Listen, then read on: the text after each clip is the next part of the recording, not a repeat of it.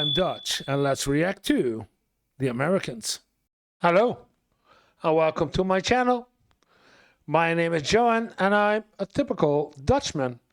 And if you're planning to come over to Europe to live or for your holidays, or you're wondering why is everything so expensive in the US versus what's happening in Europe, then you are at the right channel, because we are looking at the differences between life and living in the US and Europe and in the Netherlands. So if you want to come over, that you have the right information when you should, and I say you should, come over to Europe.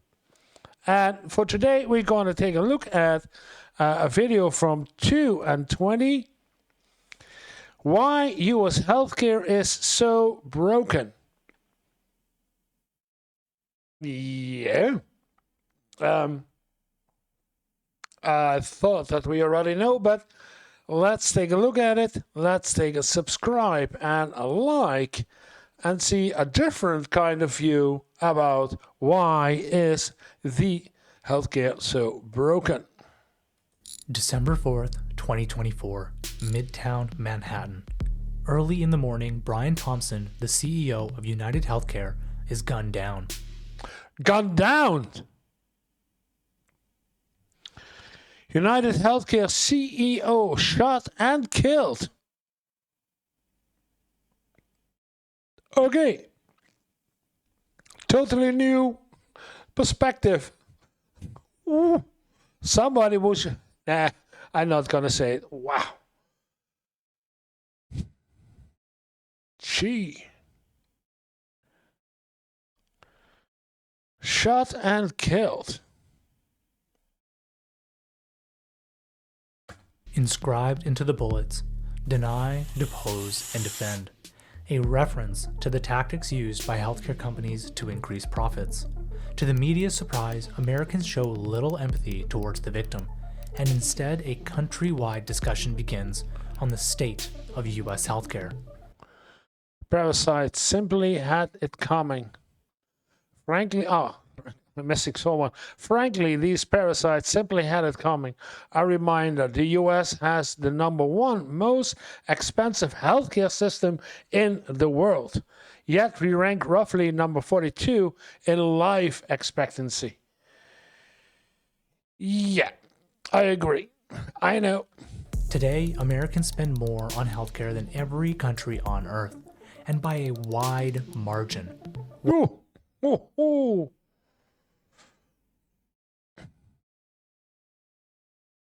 Worse yet, Americans spend more even though they see a doctor 50% less than other wealthy nations. 50% less? Actually visiting? Yeah, because it's so expensive to visit the doctor. Yeah. And the cherry on top, the average US life expectancy is 3 years lower than comparable countries. What went wrong? This is US healthcare, an American sickness. Good intro. I already had some questions. US spends nearly $5 trillion on healthcare every year. This represents almost 18%. 5 trillion. I had another video saying 4 trillion, and that make 20%. So of GDP. yeah. However, for all of this money, the US gets very little and ranks last among 10 high-income countries for health outcomes and access. Here we have Australia and the Netherlands. Overall ranking #2, Australia #1, and UK #3, and New Zealand, I guess, #4, France 5, Sweden 6, Canada 7, Switzerland 8, Germany 9. That's not. Health outcome, access to care, 10, care process. #2 for the United States, and then administrative efficiency #9, and equity #9. Who's the worst in care process? 10, Sweden, and #1 is New Zealand. Even when looking at it from a purely financial point of view, improving the US healthcare system could save Americans nearly $2.5 trillion. That's enough to exceed the mandate of Doge in 1 year. To understand what's driving these high costs and poor outcomes, we need to break out the different components of the US healthcare system: insurance, healthcare providers, and pharma. Let's start off with healthcare insurance. Yeah, those three are the major ones. I think that the biggest problem is in number three, the farmer. But 92% of all Americans have some form of health insurance. Generally, it's broken down into employer-sponsored programs, government programs, and individual plans. Unlike most of the developed world, when Americans have insurance, they can select from multiple providers. This introduces choice, which some argue is nice and allows the consumer to decide what's best for them. However, it also introduces complexity. Each insurance payer can have different billing codes, payment processes, prior authorization protocols, service levels, doctor networks, pharma networks, PBMs, and more. yeah, okay. In the Netherlands, and I cannot speak for other countries specifically, but in the Netherlands, there's also choice. You can choose different healthcare insurance companies. These are different companies, all private companies. But the basic package, what they offer to their clients, is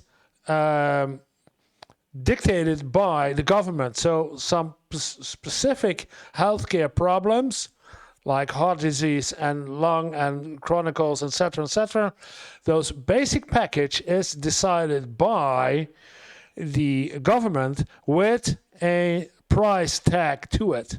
So it's only those prices, and then everything else, the extras that a company chooses to draw clients to them, is of course for different price.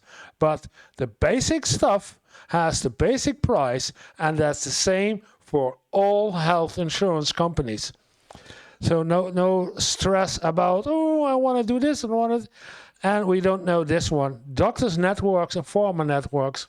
I know in the United States, 50 states, it's impossible to do so.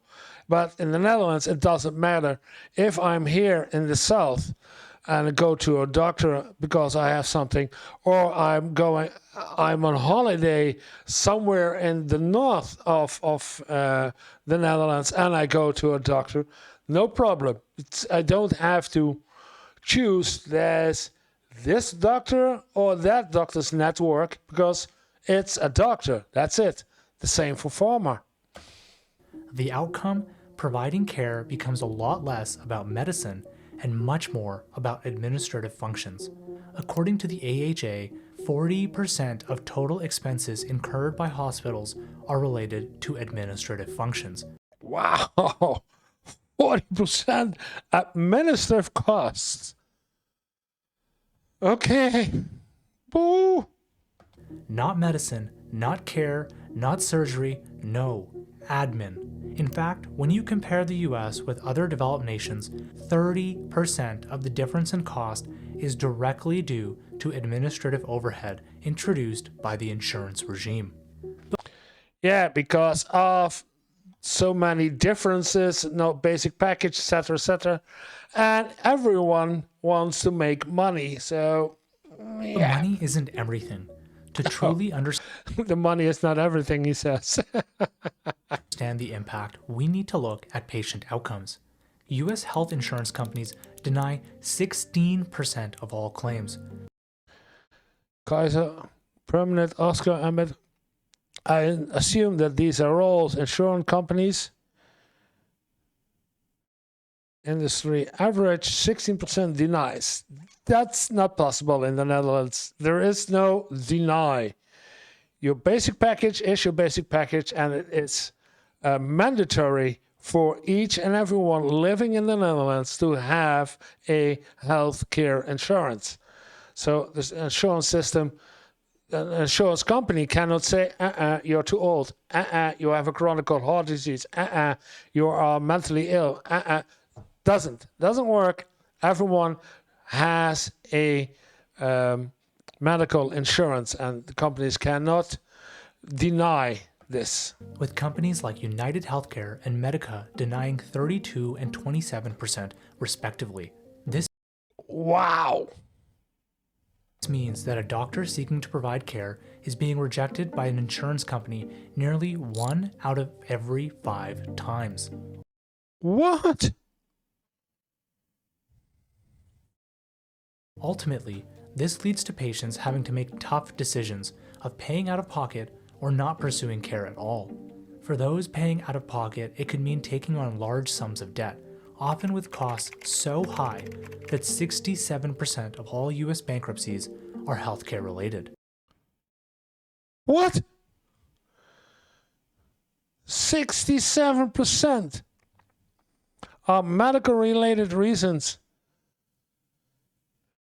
Yeah, that's why we have that's in America so popular and needed. You can see it right here. GoFundMe, because my kid is whatever, has an illness that's maybe dying, and we need etc. etc. And 2013, 2016. Or they can join the nearly 40% of Americans who have or know a family member who has delayed medical care due to cost. Yeah. Often paying the ultimate price. Health insurance companies argue that they do this to control costs for patients and ensure that hospitals aren't being overzealous, which is partially true. But these insurance companies are increasing the rate of denials over time and employing new technologies to quickly reject claims. From 2022 to 2023, care denials increased 20 and 56%. Oh, it's a claim. It's not that they reject the patients to become a customer of the company, but that they reject. Oh, wow. So you put in your bill and it isn't being paid. For commercial and Medicare Advantage claims, respectively. They do this because less than 1% of all claims are appealed. This isn't because patients don't believe they need care, but appealing is costly, complicated, and very time-consuming. Remember, deny, depose, and defend. To make matters worse, 75% of all Medicare Advantage denials were overturned. That's 216,000 denials. Denials who are overturned, so they had to pay. But just to delay it, the cost gets higher.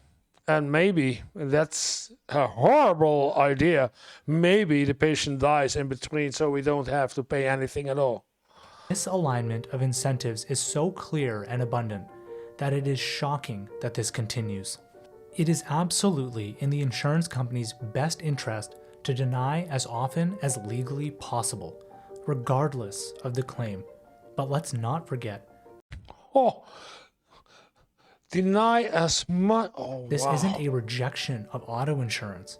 This is possibly preventing a human being in their most vulnerable state from receiving care that they need. But if we dig deeper, it continues to get worse. Prior authorizations are a form of approval that insurance companies must provide for certain types of care. This means that if a doctor requires a certain type of care for their patient, before they can proceed, they must get approval from the insurance company. Again, insurance payers claim that this is to ensure that care being provided is actually needed, but often it leads to extremely negative consequences.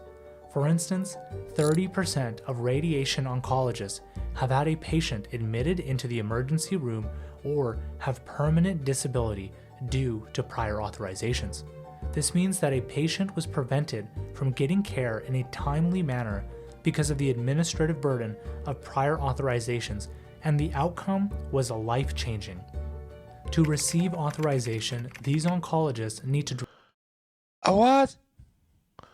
Healthcare provider prescribes a drug, the prescription is sent to the pharmacy, the pharmacy notifies the provider that the prior authorization is required. The healthcare provider starts the prior authorization, and then, oh wow. Draft an explanation for the insurance companies that is reviewed by a doctor, referred to as a peer. However, 35% of these peers aren't oncologists. But this isn't solely an issue for oncology. Across all specialties, doctors claim that peers are only qualified 15% of the time. One of the reasons the insurance companies are able to behave this way is because of market concentration. 73% of commercial markets, 71% of Medicare Advantage markets, and 90% of ACA markets are considered highly concentrated.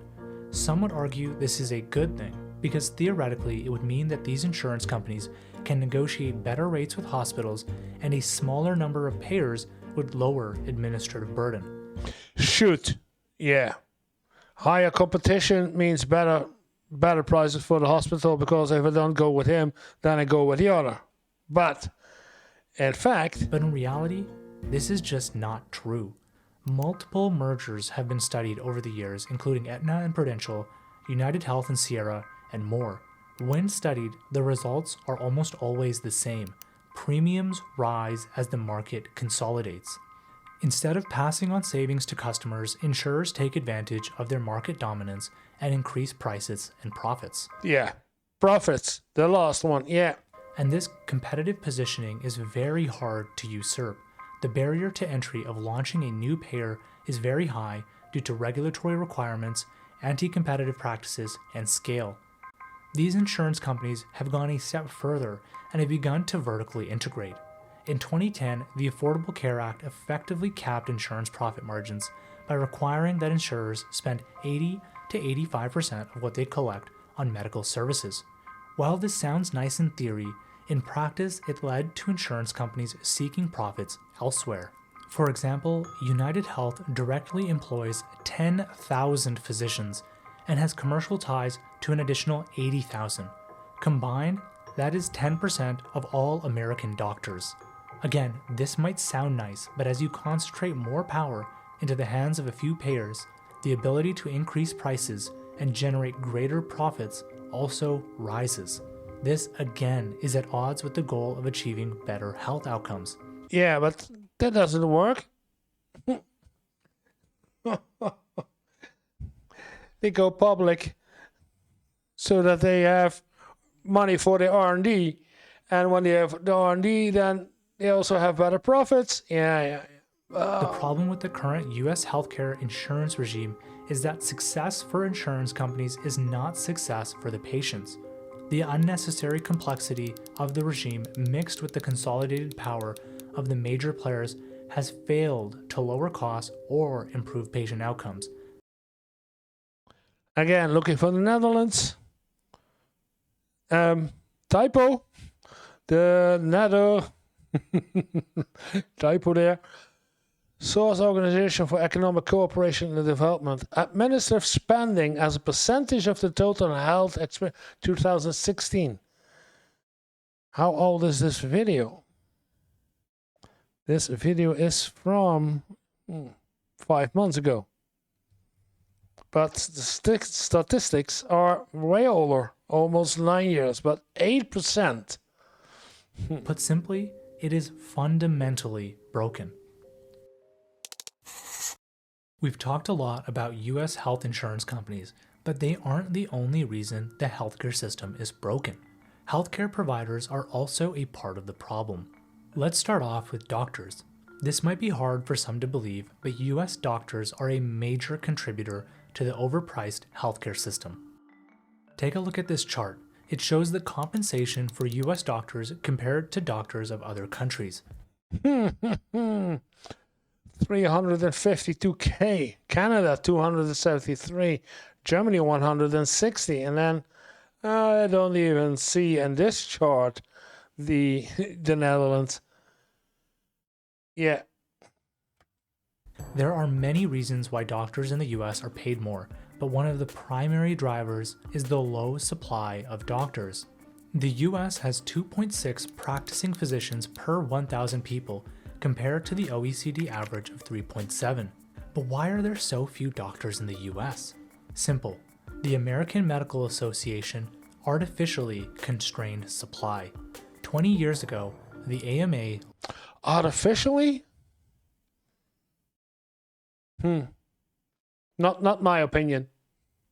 I think, again, my opinion, I think because if you want to become a doctor in the United States, it costs you a heck of a lot of money to become a doctor.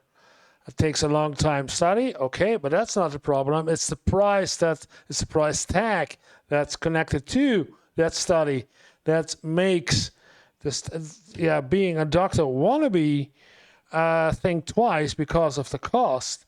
And that's the other part that I'm thinking about. Once they are succeeded as a doctor, they need a high salary to pay back the loan from the study. Because otherwise, so bring the price down of becoming a doctor, the university to tuition, and then they don't need that much money to pay back their loan, etc., etc.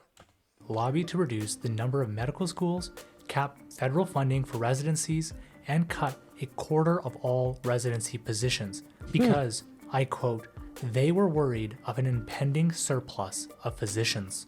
This disgusting move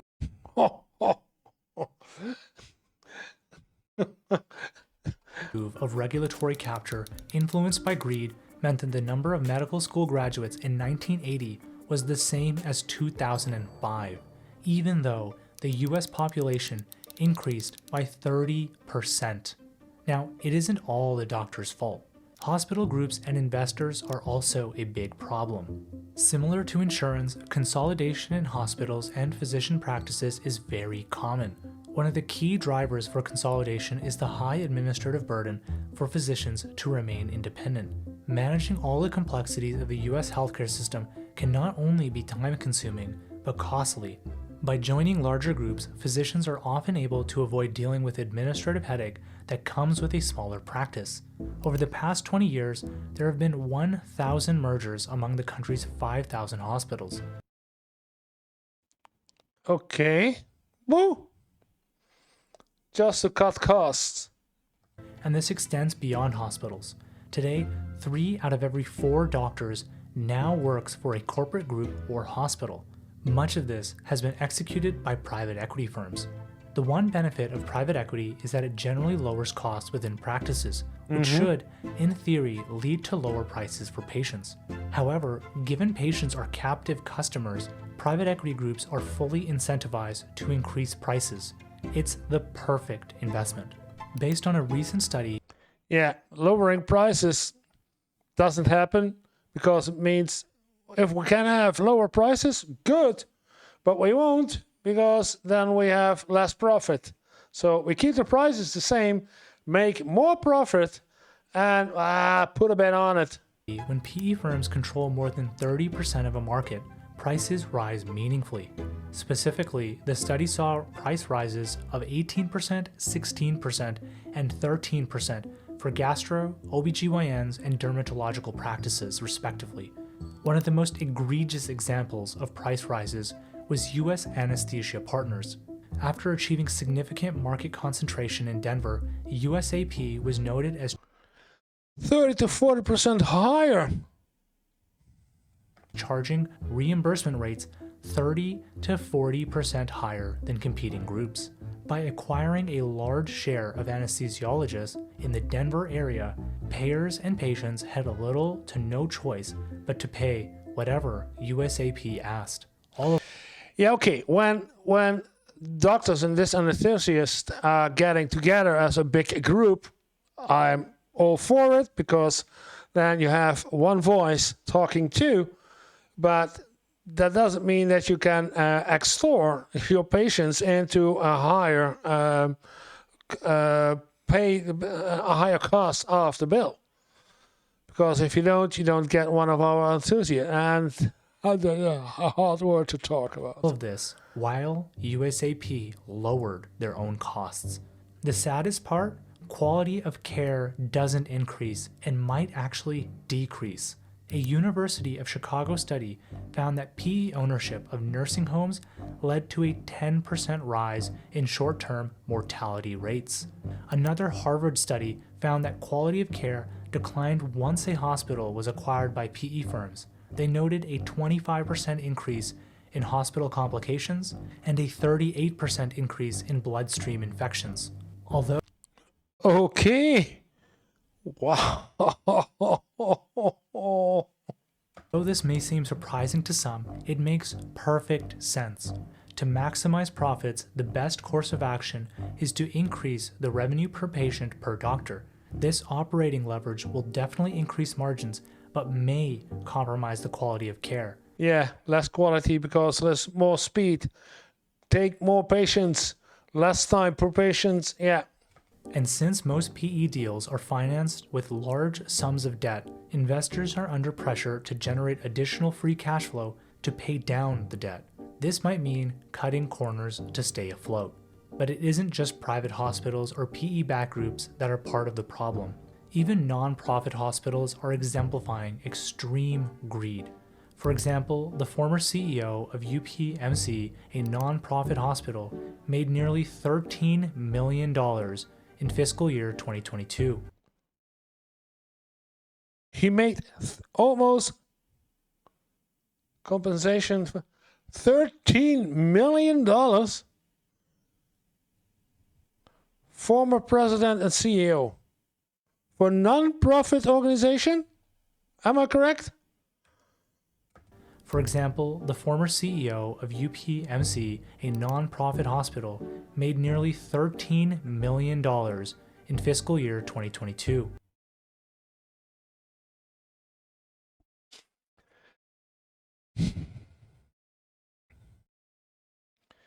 Yeah. If I would make such money in a year, because I think it's a year, then I quit my job and I'm done because I'm a millionaire. So I'm multi-millionaire because of 13. And then I see there's 3 million, almost 4, those two together. 3 million, 3 million, 1 million. Non-profit organization. Yes, the head of a non-profit hospital made nearly $13 million. When asked about his compensation, this is what he had to say. Well, that's your judgment of it. I think my board determines what the appropriate compensation is for me and for all the other executives. Yeah.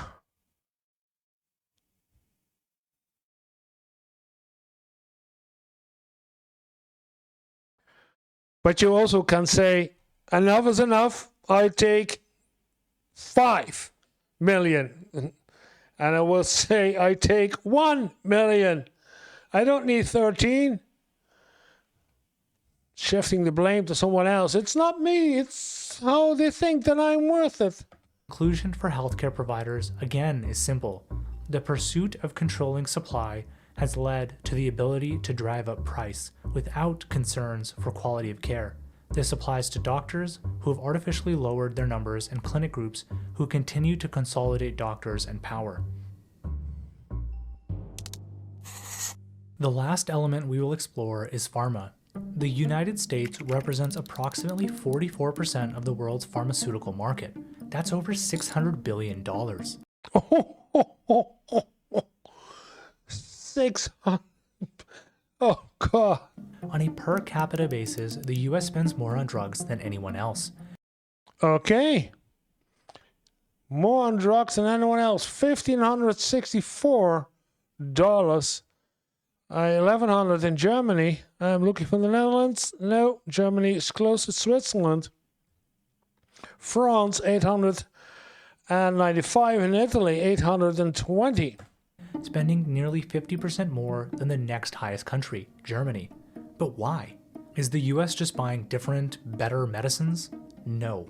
In fact, they're buying the exact same medicines, but just paying a lot more. When Bloomberg analyzed 8 of the best-selling drugs in the US, even after applying discounts, all but one were more expensive in the US than any other major country. And Yeah. Again, Big Pharma, that's the main problem, I say, but he has good arguments for the other two. generally by a wide margin. One of the more extreme examples is for the chronic myeloid Oh, I was looking at what is, but this is USA and this is the rest of the world. So, wow. wide margin. One of the more extreme examples is for the chronic myeloid leukemia pill Gleevec, which costs $90,000 a year more in the US than the rest of the world on average. The craziest part about this, though, the difference in price is not just limited to the US and other countries. Even within states and counties, people pay different prices. Take commonly used generic versions of a prostate cancer treatment, Zytiga. They have more than 2,200 prices in Medicare plans. For example, in northern Michigan, you'll pay $815, but hop $815? around to Lake Michigan and it jumps to nearly $3,400. What? We're in the same state. One of the reasons given by pharmaceutical companies as to the high price of drugs is R&D costs. R&D is often the largest expense for pharma companies, generally comprising 20 to 40% of revenues. In addition, the vast majority of all drug ideas fail, making the process to identify and commercialize a new drug extremely time-consuming and risky. However, pharma companies still generate substantial margins and returns on invested capital, as outside of R&D, these pharma companies are extremely capital efficient, and clearly pharma companies are charging less to other countries. The main reason medicine in the US is so expensive is because, unlike the rest of the developed world, the US government does not negotiate directly with pharma companies. In fact, Okay. they aren't even allowed to, as per the Medicare non-interference clause. By spreading the negotiating power across payers, the US is unable to realize the scale benefits that it Okay. Our current healthcare system. Insurance company. Tax breaks. Taxes. Government. Oh man. Complicated stuff. Funding for Medicaid. Insurance companies, I guess both for Medicaid and Medicare. has. This negotiating power was further eroded when the Medicaid drug rebate program was put in place. In essence, the program set a maximum price for drugs within Medicaid, but in doing so, pharma companies made up for the lost revenue with other payers. The problem with pharma is not only about prices, but it's also about ethics. In 2014, the Open Payments database was launched to disclose financial relationships between healthcare providers and pharma companies. Now you might ask, outside of employment, why would pharma companies pay doctors? Very simple. Pharma companies want people to use their medicines, and the only thing in their way is a doctor prescribing it. Yeah. When a doctor says you should have take this medicine, then it's good for the company who sells that medicine. Yeah. To this end, they offer illegal kickbacks and other incentives to ensure that doctors recommend their drug and not someone else's. Sadly, this behavior is on the rise. Since 2014, payments have grown from $6.5 billion to $12.8 billion. Okay. Not all of this is illegal, but in our view, almost all of it is a gray area. How can you be sure that a doctor will be objective if they have pharma companies supporting their research, giving them speaking fees, hiring them as consultants, and most atrocious of all, paying them kickbacks? There are dozens of examples of bad behavior. Novartis in 2010, Pfizer in 2014, and then more recently, Purdue Pharma with the opioid crisis. This is not a financial crime. Rather, it is a crime against humanity. The pharma system is very, very broken. Not only do Americans pay exorbitant amounts for the same drug, but but they can't even be sure that they are being prescribed the right medicines. Yeah, it could be that it's the wrong medicine and that a better medicine from another company could actually help, but Now, that was a ton of information, and frankly, we cut out a lot, including the impact of PBMs, hidden fees, price transparency, the problems with Medicare Advantage, the destruction of rural hospitals, and more. Simply put, the US healthcare system is a behemoth, and it is very complicated. But from this complexity rises extreme inefficiency and the failure to achieve the right health outcomes. That said, if you are wealthy and financially stable, the US healthcare system is likely the best on earth. yeah, if you're wealthy. The US has the most advanced technologies, the most advanced facilities, arguably the best doctors in the world. The catch? You must be able and willing to pay for it. The US healthcare system is a Lamborghini. Yes, Yeah, but this German, the German car, this Lamborghini. it is capable. But at what cost? Would we accept a world where the only car you can drive was a luxury vehicle? No. Medicine is an enterprise, sure, but it's different. It's not about selling the tastiest cheeseburger, nor is it about changing your car tire so you can get to work. It is life or death. It is as human as it gets. Basic human rights. Yeah. And even if you are opposed to a government-run healthcare model, you have to admit that those models are still better than what the US has today. Not only is the US the most Oh, so your same ranking we already saw. Yeah. expensive in the world, but it also has some of the worst outcomes in the developed world. If you have watched our channel for a while, you might have ascertained that we're not exactly socialist. In fact, you might argue we are quite pro-business. But don't let that fool you. Above everything else, we care about ethics and outcomes. And to us, it doesn't matter whether the US system is public or private. The fact of the matter is, it is a disaster. It is a system that would reject care to a sick child because of prior authorization.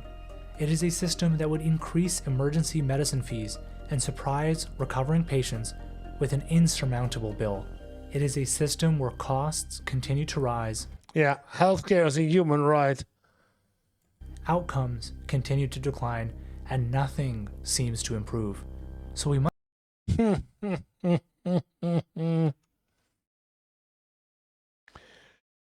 Yeah. Astonishing. Wow. I didn't know, because in my view, and I'm wrong in this case, because I thought that the government has more influence on the US healthcare, but it doesn't. It does not. It's on the outline with it. It's within the healthcare system itself that pharmacy and doctors and hospitals among themselves can determine what is good and what is wrong and how much something should or shouldn't cost. That's not the way it should work. That's not the way it works here over in Europe or the UK, because NHS, but we've got also our private companies. But damn, this is not good. I'm not sure if I can say how this should change, because Big Pharma is the money and the equity are have the money. So if something is going to change inside the government by law or by something else, then they will lobby to prevent this law to be active, or to manipulate the law that to become. Yeah, it's all about money, money, money, money. Wow. Yeah. US healthcare is really broken. Yeah. I have nothing else to say. But I have more to say in one of these videos, so take a look at this one. And if you would please subscribe to my channel, would also be very appreciated. It would mean the world to me if you do so. And we will see each other in the next video. Thank you for watching.